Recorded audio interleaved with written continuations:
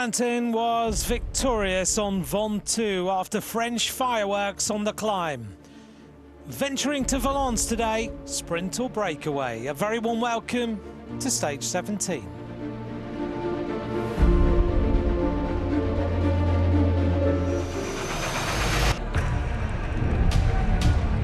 Mathieu van der Poel wins stage 2. Pogacar is just powering away.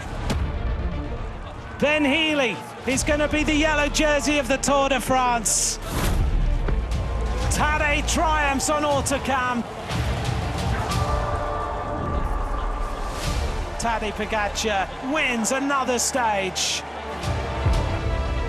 Remco Evenepoel is out of the Tour de France. The riders reach the mythical climb in the Mont Ventoux.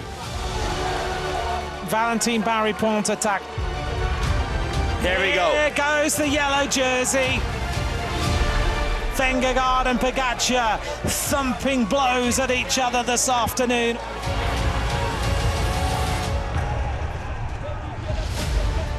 Now it is two riders head-to-head, Healy and Valentin Barry-Pont. Who's going to take it on Ventoux? It's a French victory at the top of the Mont Ventoux for Valentin Barry-Pont.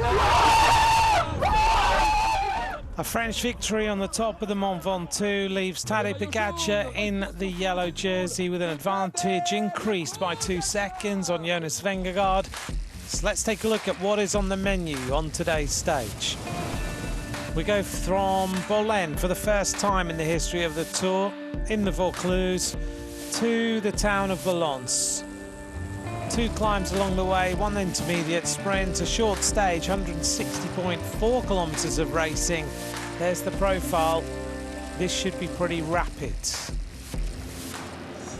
Attention pour le départ réel. Stop, départ réel donné, accélération immédiate de la course de Total Énergie.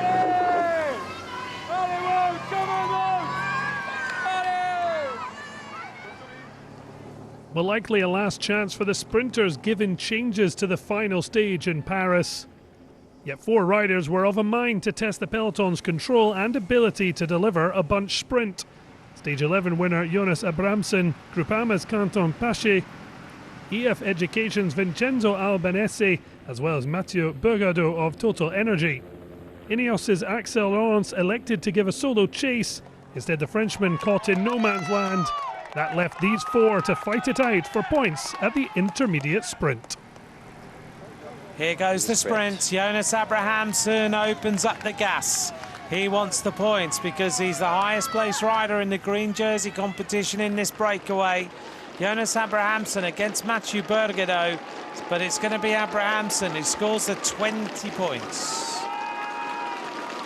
That puts him on 130, equal on points with Anthony Turgis. Ready for the intermediate sprint now with the peloton. They are 1 kilometre from that sprint.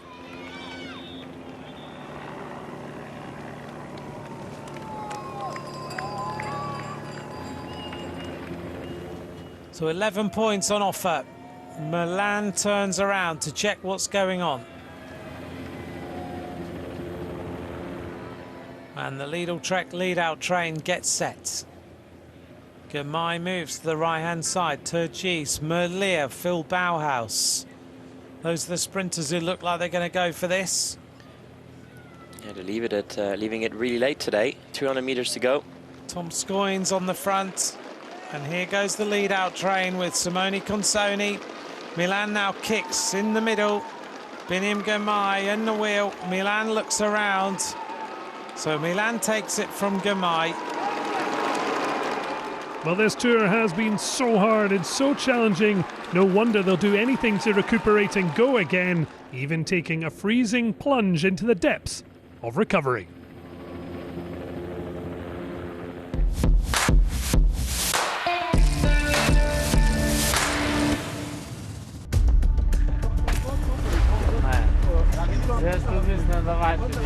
You may have seen that we've invested in this ice bath that travels to as close as possible to the finish line, because there's massive evidence now that after a long, hard, brutal stage in these sort of hot conditions, getting into ice as soon as possible after the finish is really, really important for recovery.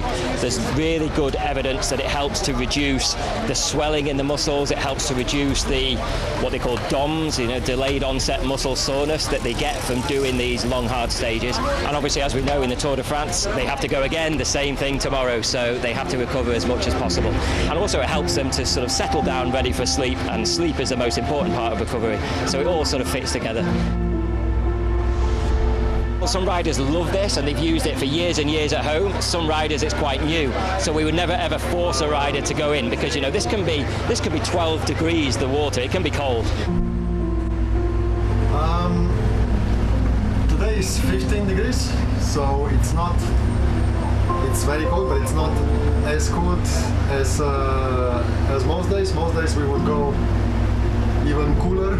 I can stay for 10 minutes in total. Normally we would go down to maybe 12 or 13 degrees and stay only maybe 6 or 7 minutes. So we have a range of temperatures that we use at a range of time limit. We actually look at lots of things. We look at the weight of the rider, we look at the fat mass of the rider, because obviously they're going to cool down in different speeds and things.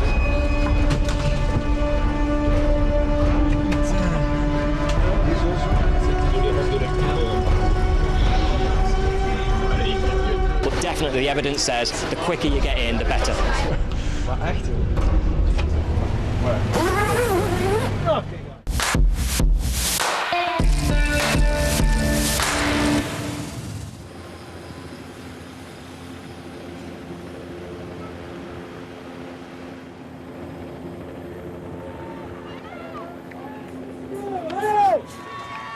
Onto the climb. There's your vital statistics. The Col de Pertuis, 3.7 kilometres, average gradient 6.6, as our four riders hit it with a gap of only 1:32.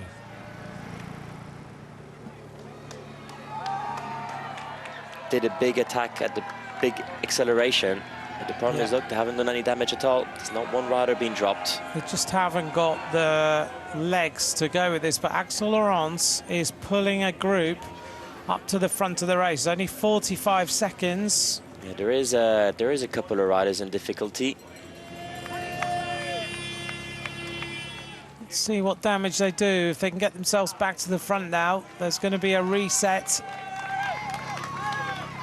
There's some points on offer at the top here, but not many. Only 1 point. Jonas Abrahamsen riding his way towards the top of the climb.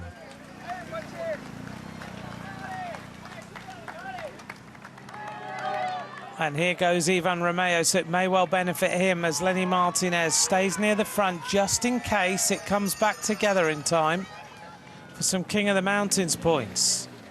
Ivan Romeo decides, right, let's drag this race upwards. Ben O'Connor's there as well, looking for an opportunity. Sweeney on the wheel. Lenny Martinez being in the right place at the right time this afternoon, just in case. Oof, going very close there to the fans. Hold the baby there out of the road, crikey. So where is the green jersey? He seems to be quite at the back, but he might just make it. Look at Ivan Romeo as he rips it up this climb now. He's starting to demolish this. Quinn Simmons, you know what Quinn Simmons is like? Oh, I got in the breakaway. So it's Ivan Romeo, Quinn Simmons. We're 31 seconds of a gap now to this quartet at the front, led by the strength of Abrahamsen. We're at the top of the climb, and Abrahamsen is going to secure the points in the green jersey and the points in the King of the Mountains. Here's Ivan Romeo, checks over his shoulder. He's got Quinn Simmons with him, flicks the elbow. Simmons doesn't do any work, but here comes Wout van Aert. Van Aert now goes on the move to join up at the front. A little group of riders going clear, and Van Aert's used this as a good opportunity. Axel Laurence has gone from front to back of the peloton. Where there's the green jersey, it's been dropped. Green jersey's been dropped. Consoni now is doing the, no, it's Niels doing the pacing. Hackerman is also there. And over the top of the climb, Movistar's. Ivan Romeo, Wout van Aert, Nielsen Paulus, I think, is there. Pogacar is right at the front of the peloton as well, looking for an opportunity just to follow. And Movistar now see that this is a good chance as Will Barter puts on the pressure, swings across the road. Van Aert on the wheel of Quinn Simmons. Quinn Simmons is being, for the other teams, pretty annoying this afternoon, the way that he rides so defensively, which is, Nico, exactly the right way to be.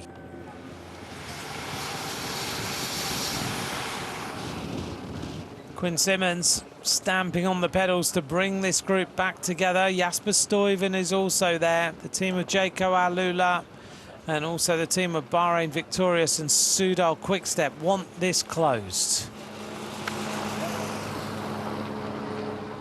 Sprinters teams are working hard.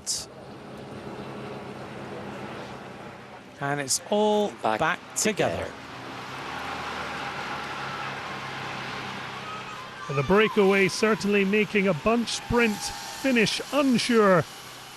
Could the sprint teams catch the escapades before they arrived in Valence?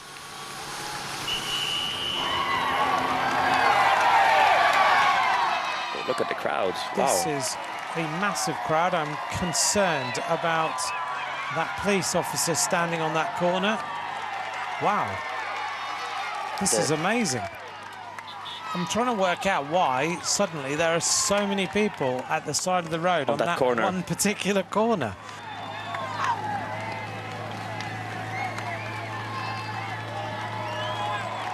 It's packed big crash. Julien Alaphilippe is down. Oof. Alaphilippe has hit the deck.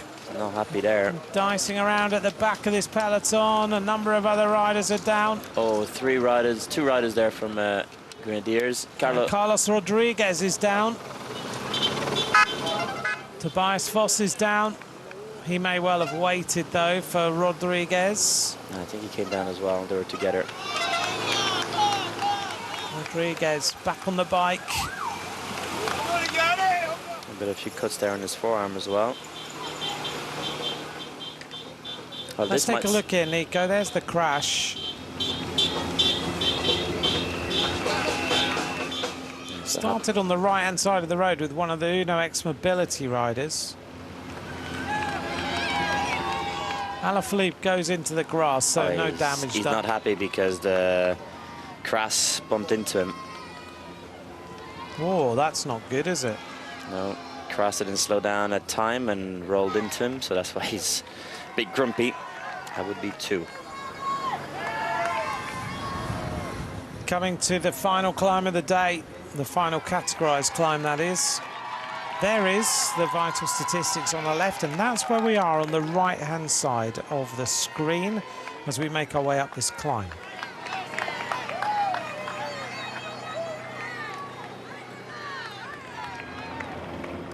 There's Wout van Aert coming up on the front. Well, he's not interested in this being a bunch sprint. Wout van Aert goes on the attack. 2 kilometers now from the top. No one follows. Not sure anyone could follow that. He was flying when he went.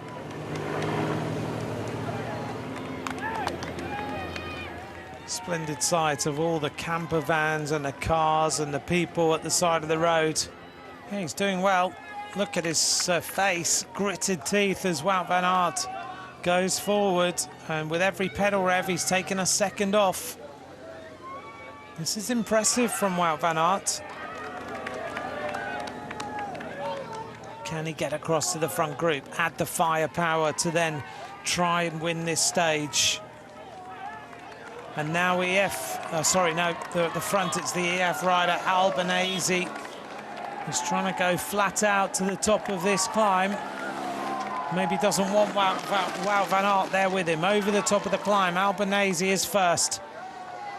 26 seconds behind. Let's see if Van Aert can get on just at the start of this descent. He's put in a wonderful ride to close it as much as he has. He's on a mission. He's got close today. He was on the attack right at the beginning of the stage. He's been on the move. He goes over the top now. We're saying 29 seconds. Here's the peloton at 48. Quinn Simmons checks over his shoulder. Milan's had no problem on that second climb of the day. He's been sat there the entire time. Third wheel, no issues. Very, very comfortable. Tim Merlier moves up now as well. Right-hand side of the peloton. The European champion arrives at the front of the peloton now. Was a little bit of moving across the road. Everybody shoulder to shoulder, quite compact in there. We're over the top of the second climb. Destination now is Valence.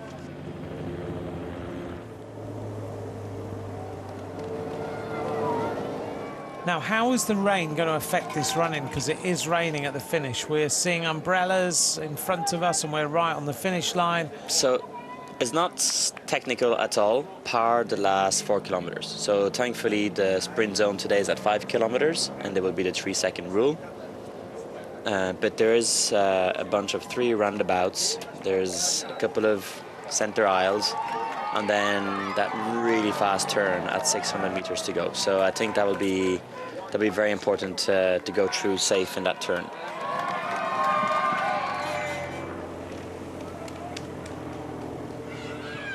Van Aert, though, caught with 34 kilometers to go. The breakaway 4 still with around a minute in hand. And with the rain starting to fall, it was certainly set up for a final splash. The hunt for the breakaway in full swing.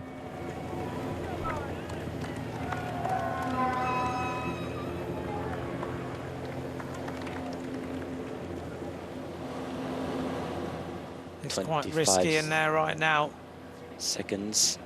They're doing well though. They're holding on the gap. It's not going to be enough, I think, but they're doing a good job. You can see the peloton really strung out. They are. They're managing to hold it, aren't they? It now drops down a second, goes up a second, drops a second, goes up a second. And when you look at the speed, they're pretty similar between the two groups. Yes, but the peloton is still always a little bit higher since a while now. And also bear in mind that at some point these riders might need to back off and start looking at each other. Obviously, it looks like they're really committing now.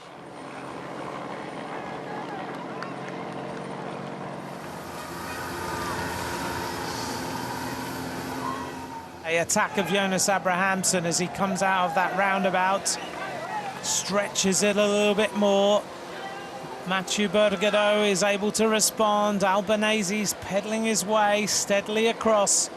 It looks like Pacher let the gap go there. He's on the limit there, Pacher. Look at Abrahamsson. Bergadeau is out of the wheel. He's fighting, making himself as low as possible. An absolute powerhouse on this uphill section. Abrahamsson looks over his shoulder and no one is able to go with him to give him a turn. He's literally ridden them off his wheel. Yeah, Danese is trying to go on the other side of the road there.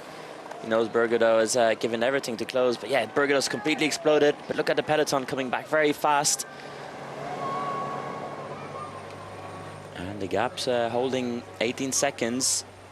It's the team of Israel Premier Tech getting ready to unleash Jake Stewart to try and win a stage of the Tour.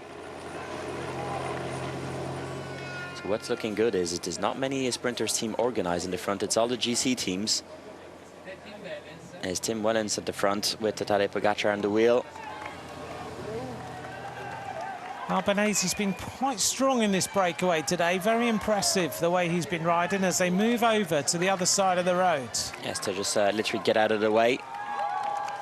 And there's Tim Wellens in the front there riding. And again, no sprinters teams are taking it on. It's the GC teams. Just behind them, there's the team of Visma Lease Bike with the red helmet there of Vingegaard on the wheel of Tadej Pogačar. The rain is pretty heavy now.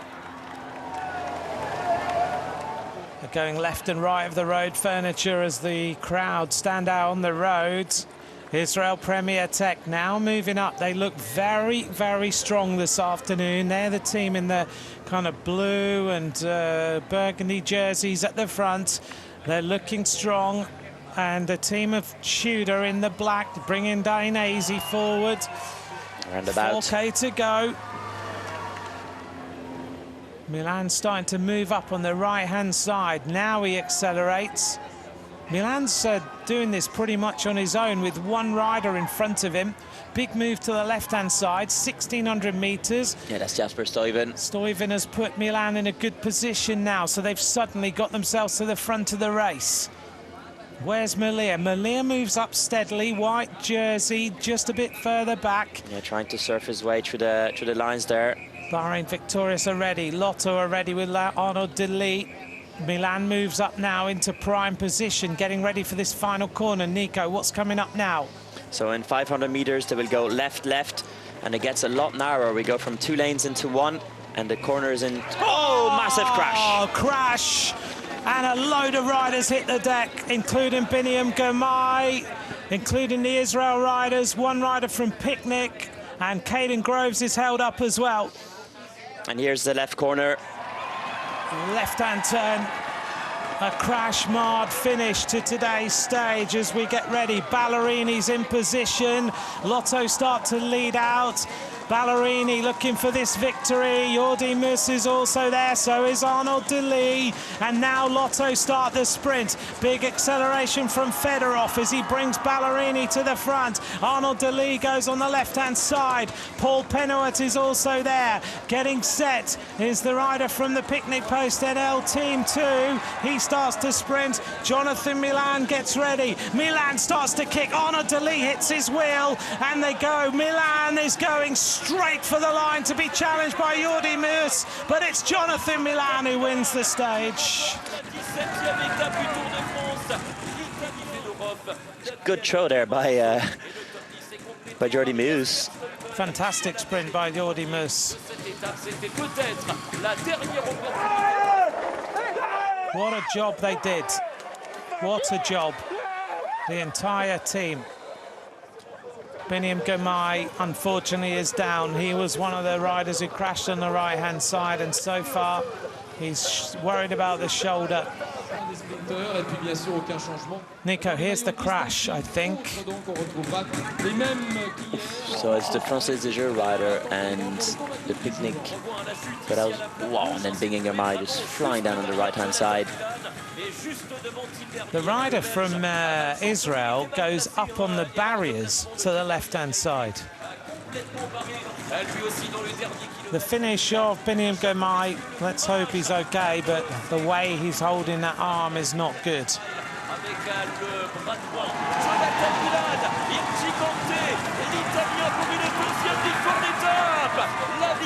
It was a difficult final also because of the weather. We had to bring these roundabouts in the first position, and I was a bit scared, I have to say also. But they helped me, they support me, and this is really fantastic, I have to say. Team victory, I really have to thank them.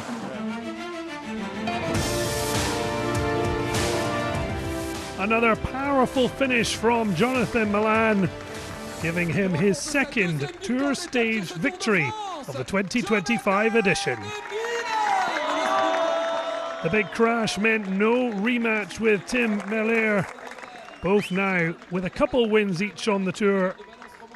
Jordi Mus and Tobias Andresen on the podium. A quiet day for the man in the lead, but a 50th yellow jersey on the Tour earned by Tadej Pogačar. World champion knows it will be a much harder task tomorrow, when he'll certainly have to defend his jersey big time from Jonas Vingegaard. Well, it was billed as a defining day in the points classification. Milan taking a big stride to holding on to the green jersey, picking up some valuable points in the intermediate sprint before winning the stage and opening a 72-point gap over Pogačar. 10 points up for grabs on the stage. That meant Pogačar keeps his polka dots, although Lenny Martinez will continue to wear them on the road. The King of the Mountains fight will resume with fireworks on stage 18. And Florian Lipowitz still in possession of the white jersey. A quiet day for the GC riders, continuing his 2 minute and 1 second gap over Scotsman Oscar Onley. But how will things shake up on the Queen stage on the Col de la Luz, up the highest cycle path in Europe? The sprinters will take a back seat. It'll be up to the climbers to bring us the action.